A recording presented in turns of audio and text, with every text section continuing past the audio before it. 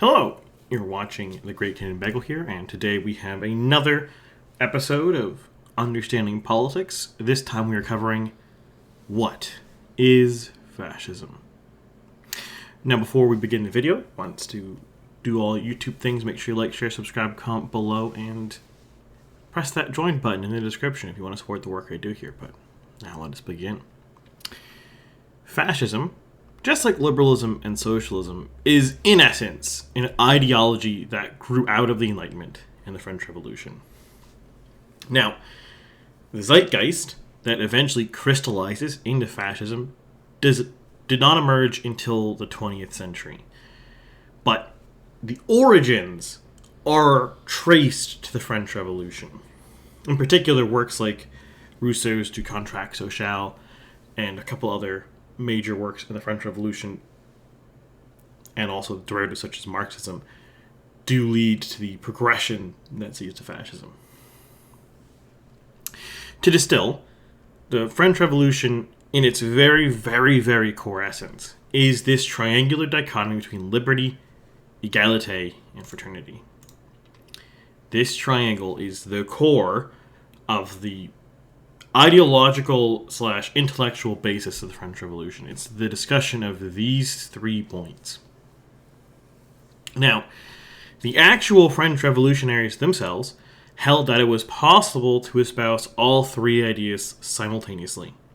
But to date, there has not been a child of the French Revolution, no ideology that has spawned since or during the Revolution that has actually espoused all 3 of these ideas.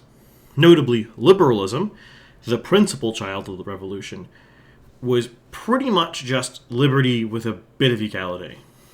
There wasn't much else to it, and some of the more radical forms of liberalism, like libertarianism, is pretty much just liberty. There is nothing else to it. It is just liberty. Socialism, which, as I touched on in a previous video, on the socialism video, is a outgrowth of liberalism. It is the logical conclusion of liberalism if you keep pushing on the equality spectrum.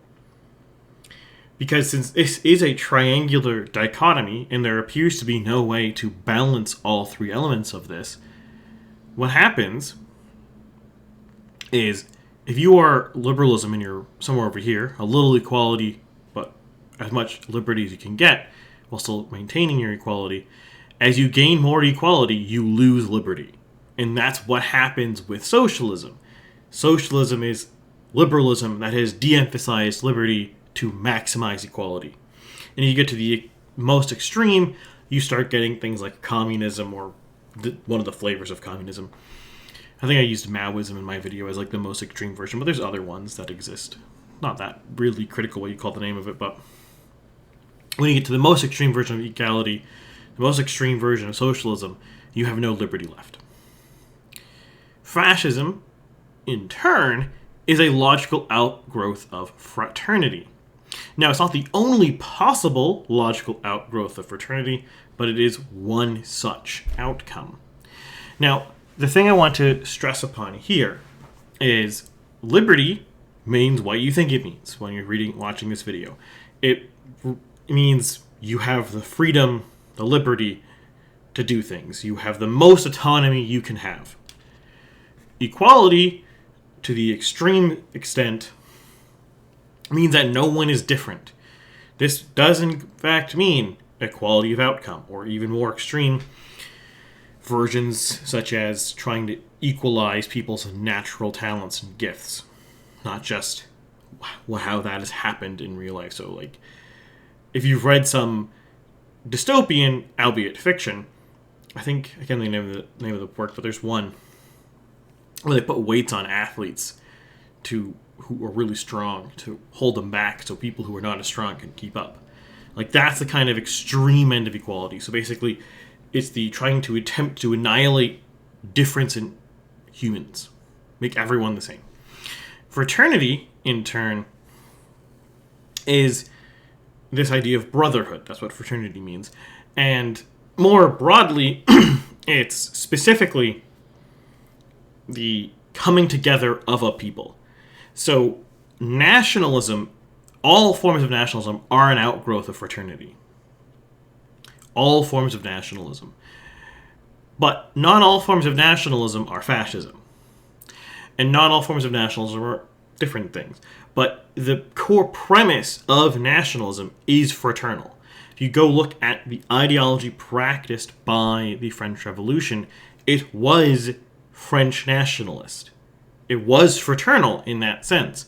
I would perhaps say the French revolutionaries are probably the closest to actually balancing these three, but they were not balanced at all. They initially led very heavily on the equality, then they went a little more to liberty, but then they ended up more fraternal with Napoleon. Napoleon really pushed the French Revolution into a very fraternal, nationalistic, expansionist project that wasn't the case with previous iterations. Now, fascism doesn't just arise from the French Revolution. It is the origin of the ideas of it, and many fascists look back to Napoleon as kind of like a proto-fascist, in a sense. He isn't, in the meaning of either of those terms, but that is a inspiration, such as Sparta as well, for a lot of fascist thinkers. But there are other factors that contribute to it over the course of the 19th century. The first factor is this disillusionment with socialism. Now, this is kind of spread very prominently by, or seen very prominently by these three individuals. We have Benito Mussolini, we have Otto Strasser, and Oswald Mosley. All three of these were socialist politicians or socialist leaders at one point in the early 19th or 20th century, who then defected to, in the turn, the Italian Social Movement, which is the Italian Fascist Party, the Nazi Party, and in Oswald Mosley's case, he made the British Union of Fascists, as their socialist ideas fell apart, or did not work, did not turn out. So why do we have this failure of socialism bubbling up in the late 19th, early 20th century? In essence, it's a combination of the doctrine of internationalism that is being revolted against, and that the predictions of Marx don't seem to be working out. One such thing that has really hurt the socialist movement to a lot of these people's the eyes of people like Mussolini and Gentili is like the pushback and refutations of Marxian works, but most importantly, it is kind of the developments that happened over the 20th century, and it's can't really be easily summarized in this one point, but the next 3 points will be kind of summarizing it. So the thing to keep on the failure of socialism is there's all sorts of things where just the ideas of socialist thinkers are becoming seeming like they're not the answer to the problems of the 19th century social order falling apart. But it's more than that. It is also these next three things. So the first one is the advent of social Darwinism. Now, Darwin published his thesis sometime in the 19th century. I could have looked up the date for this, but I did not care. It doesn't matter. Social Darwinism is not a work of Darwin himself, but it is the implication and application of Darwinian concept of the survival of the fittest to the struggle of nations. And when I say nations, I don't mean the modern term of country, like the conflation with country, the conflation with the state. I mean groups of people like the French nation, the Chinese nation, the Japanese nation, the Botswanan nation, like that essence. And social Darwinism is this idea that these different nations are in conflict with each other, and the strongest one will survive and keep propagating forward, and the weaker nations will get annihilated in the course of history. And they'll get wiped out. Further to this is the concept of nihilism that is popping up in the end of the 19th and 20th centuries. And this is heavily related to the breakdown of social structures that is what initially led to socialism, But they continue to break down, and it seems that socialism, to a lot of thinkers, just wasn't able to address this. So the growing materialism, liberalism, individualism of the late 19th century atomized society to the point that there a lot of people, the fascist thinkers primarily, but other people too, a lot of conservative types, like, now this is a bit earlier, like de Maistre and such, had the similar poignant complaints earlier, and the fascists reject people like de Maistre. But you see this breakdown of how society works, where everyone is just in it for themselves. People don't really care about each other. They're just in it to get the most money or the most possessions in the world. And there is no community anymore. There is no helping each other anymore. That is the mood percolating through late 19th, early 20th century circles as fascism is in the incubation before it really comes to its true form and comes into the world. And there's this idea at the end of the 19th century. It's called it's dubbed in literature the fin de cycle, but basically it's like the end of a particular arc in history is happening, and a new arc is about to start. And this new arc, the fascists argue, is fascism. That they are the new arc coming out of the end of the arc of the old. This is a very brief summary. There's a lot of complexity to this, but that's all you really need to know for that point. And then finally, we have World War I. World War I is really what takes the growing disillusionment with socialism, the idea of social Darwinism, and the implications and breakdown of society that nihilism and the Industrial Revolution have led to. Saying nihilism led to that's not quite the right phrasing, but you get what I mean. World War I is the catalyst that transforms these things into the basis of fascism. People like Mussolini go into World War I a socialist, leave World War I a fascist. And this is very heavily because nationalist fever was necessary to win the war and was prompted and inflamed by the war. And there was this industrial scale conflict, an industrial scale war between different nations of Europe,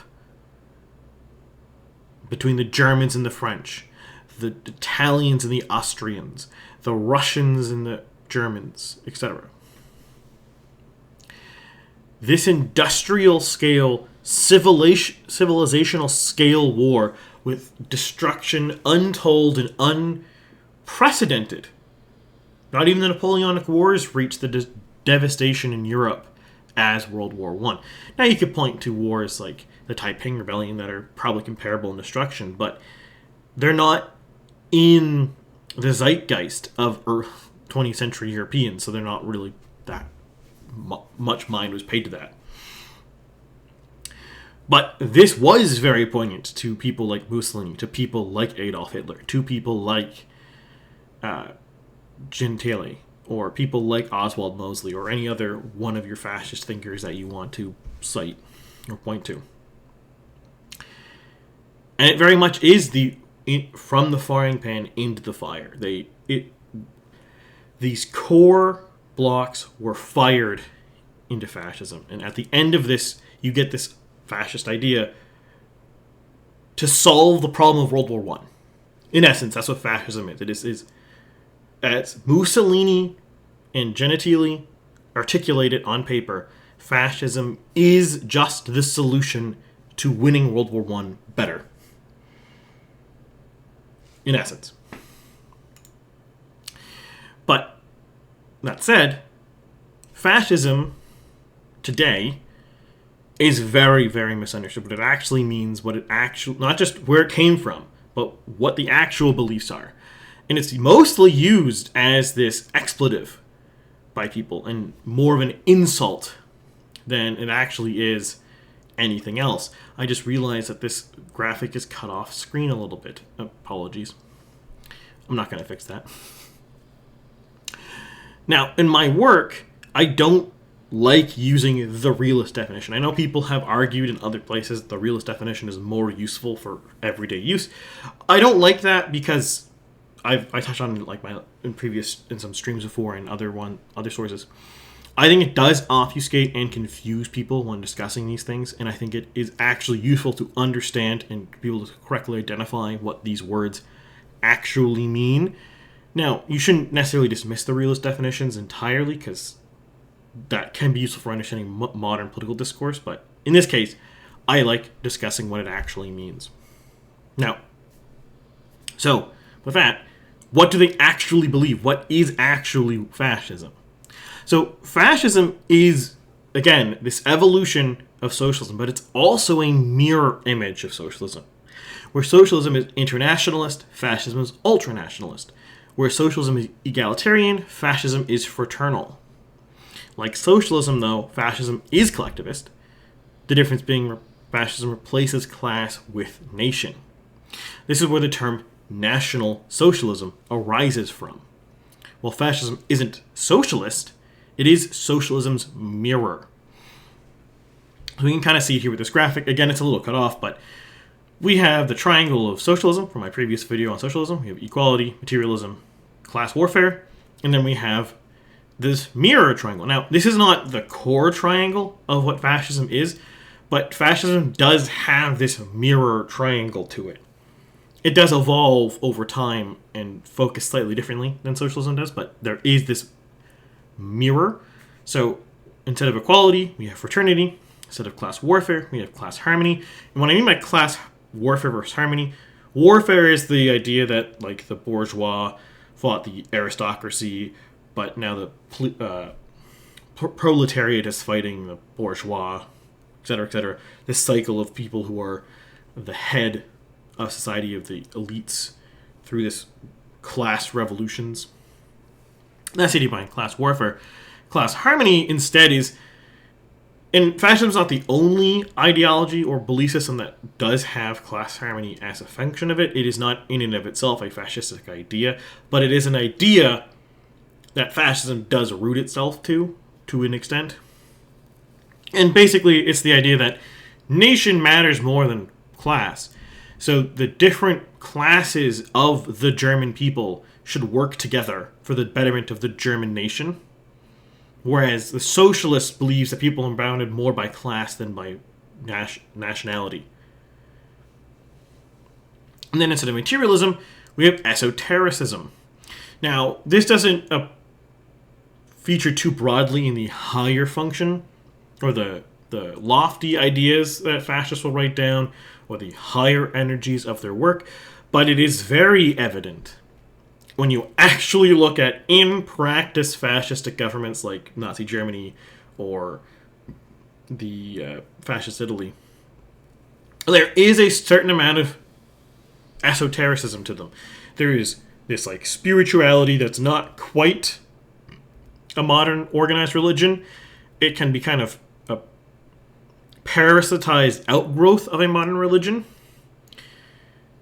But it's in itself not really the practice of that religion, but it is certainly a rejection of the materialism.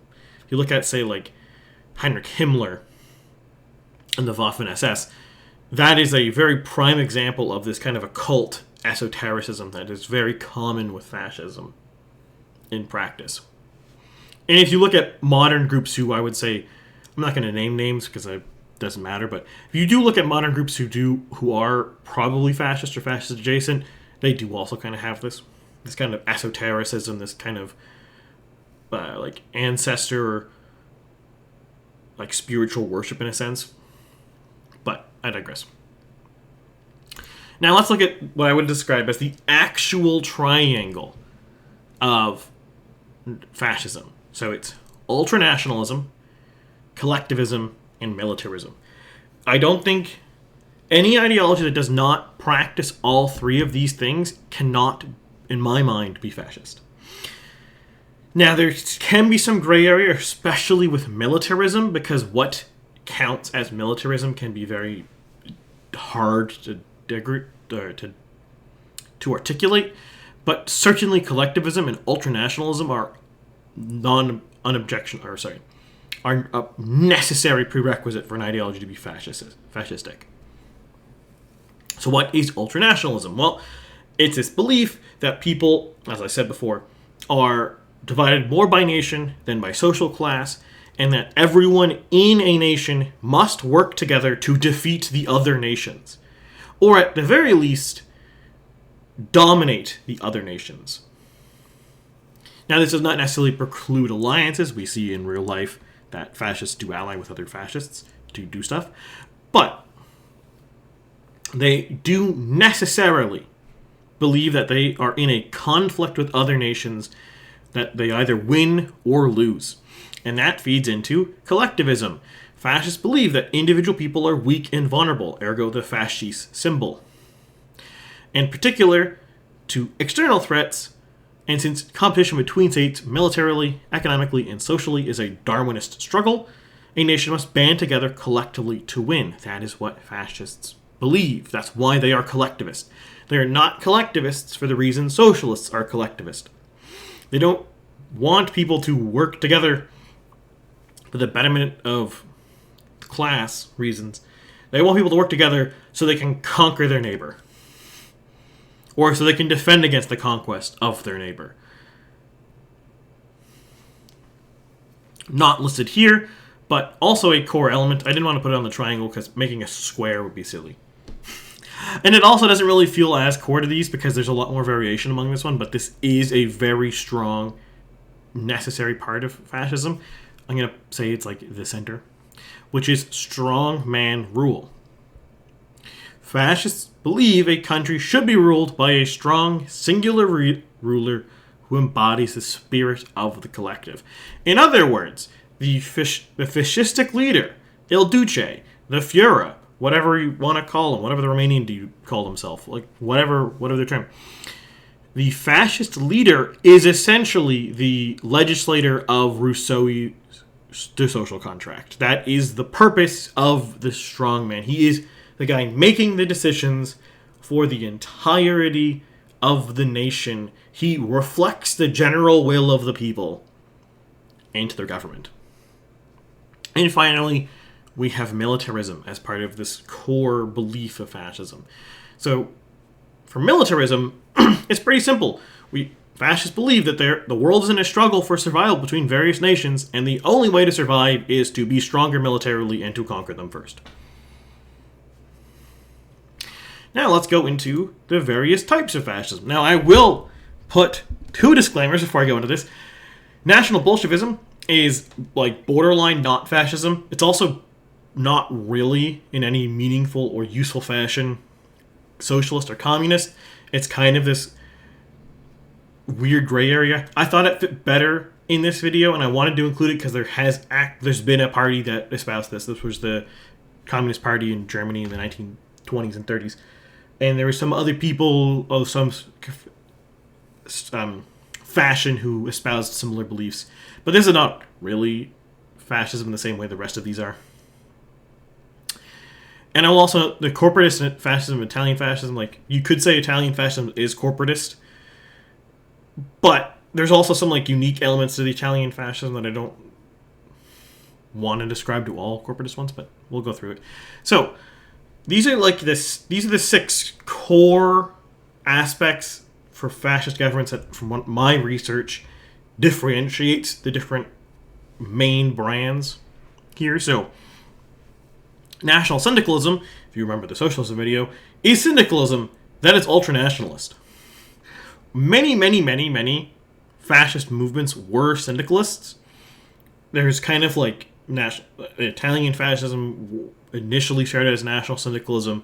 The British Union of Fascists espoused this. Some French movements like Action Française and the Phalangists in Spain were sort of like this, though they often also drifted with corporatist ideas. So,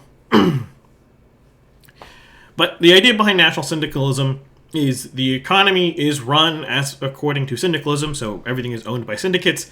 It's decentralized, and there's no real private property because everything's owned by syndicates.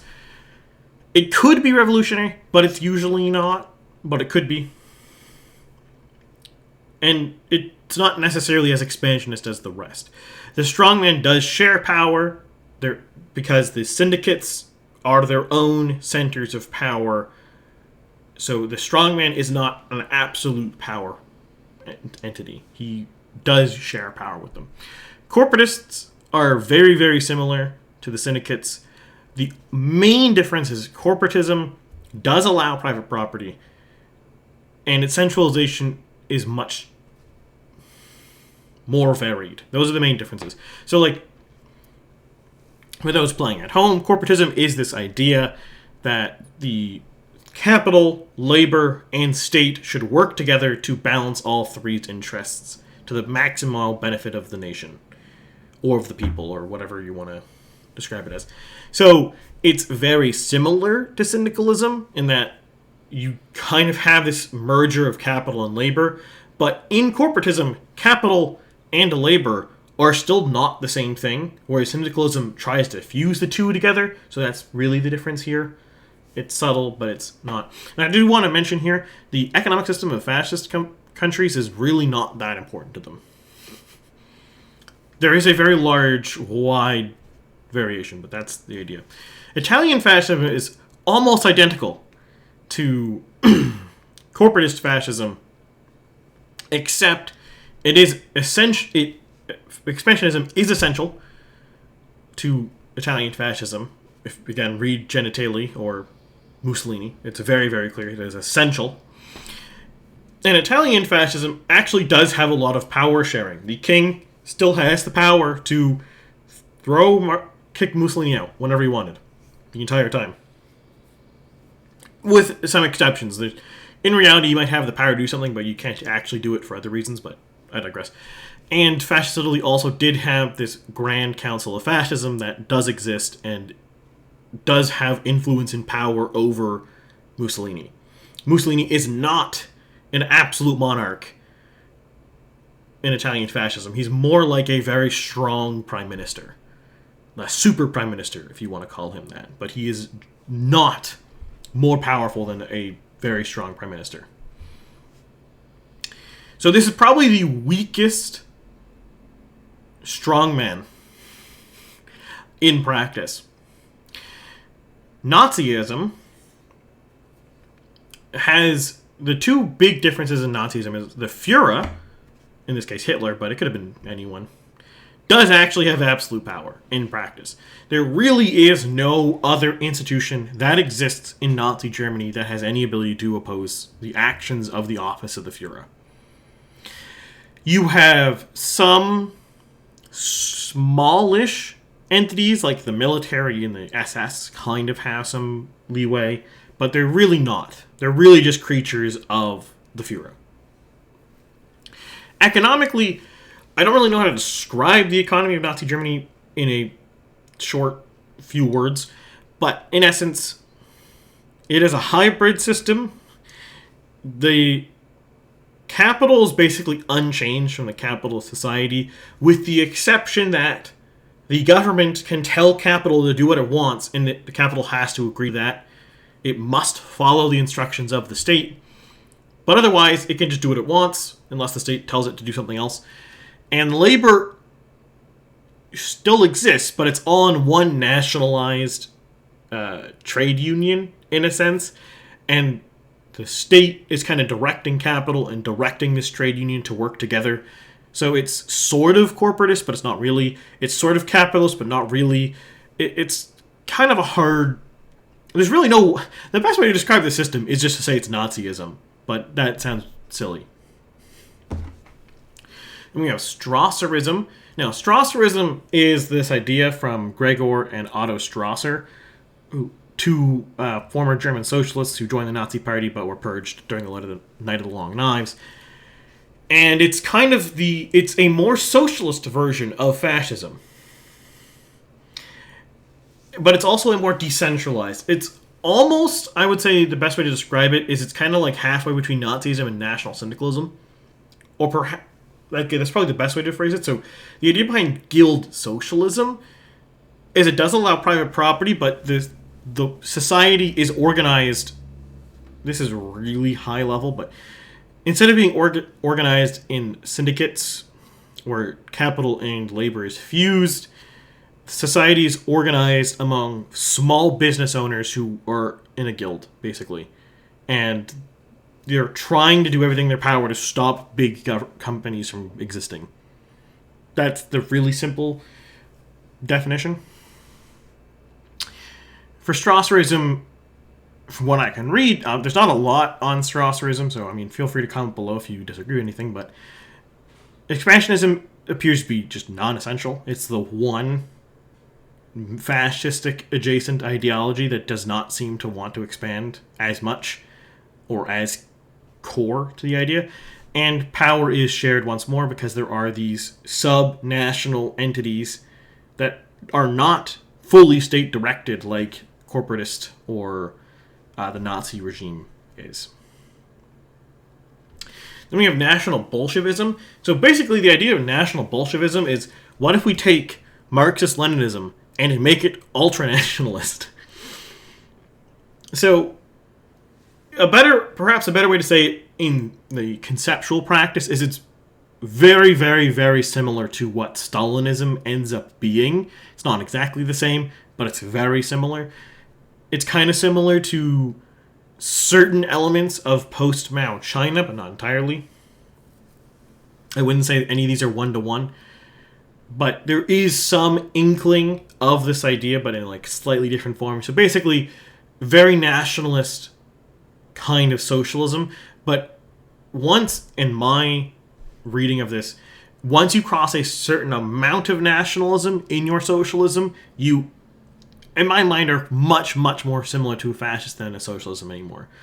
Because once you no longer accept internationalism, or you accept that nation is more important than class, I think you really have discarded your socialist origins, which is why it's on this chart.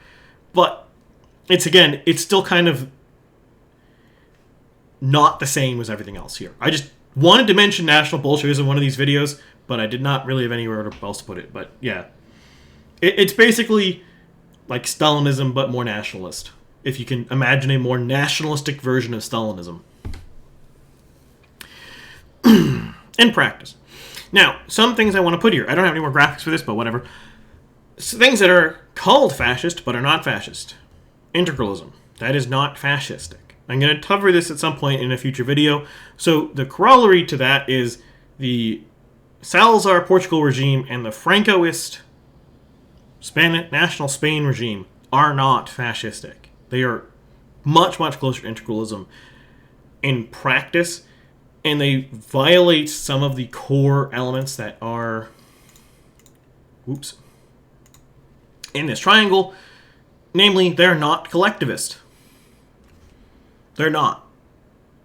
They're a different ideology altogether. So they're not really as ultra-nationalistic. They're nationalistic, but they're not ultra-nationalistic, so there is differences, and a lot of stuff people have said is fascistic today, like Putin's regime, that's not really fascist in any meaningful sense of the term. The alt-right is not really fascist, not in any meaningful sense of the term. You could really point to a bunch of the other ones, but most instances in modern day, if someone says that is fascistic, it's probably not fascistic. The only regime that is even vaguely similar to fascism is probably, again, modern China, but in that case, it's still not fascist. Same with North Korea, because it's less nationalistic than National Bolshevism, and as I've already touched in this video, National Bolshevism is not fascist, really. But it's if you had to put it on a chart, it has to be on this one. There's no other chart it makes sense on. This is the only chart you could mention it, and it would make sense. But yeah, that is the gist of this one. So let me know if you guys like this video. Comment below all your thoughts and questions. And make sure you dump your Q&A questions here. I'm sure there'll probably be a bunch of them for this. And I will get to them at the end of the month. But with that, I bid you guys all adieu, and I'll see you next week with something else.